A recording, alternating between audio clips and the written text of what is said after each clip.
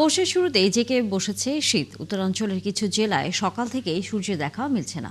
ঘন কুয়াশায় হেডলাইট জ্বালিয়ে চলছে যানবাহন। আবহাওয়া অফিস বলছে শীঘ্রই শৈত্যপ্রবাহের আশঙ্কা রয়েছে। সহকর্মীদের তথ্যছবিতে বিস্তারিত।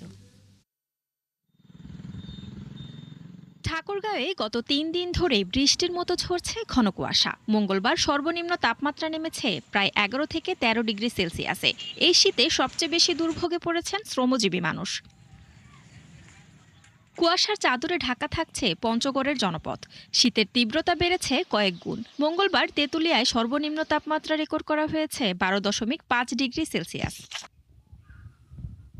শীতে কাঁপছে কুড়িগ্রাম। মঙ্গলবার সর্বনিম্ন তাপমাত্রা ছিল ১২ ডিগ্রি সেলসিয়াসে। শিশু ও প্রবীণ মানুষ রয়েছে সবচেয়ে ভোগান্তিতে। হাসপাতালগুলোতে বেড়েছে শীতজনিত রোগীর সংখ্যা। মানুষের কাজ কামাই করি, খাই, কাপড় চোপড় বা কিছু করি গিয়াও আমার খুব সেই ঠান্ডা বুড়া মানুষ আছি, এলা খুব আমার অসুবিধা হয়েছে, খুব অসুবিধায় পড়ি আছি আমরা। প্রচন্ড ঠান্ডা, কৃষকেরা মাঠে যাইতে পারতেছে না।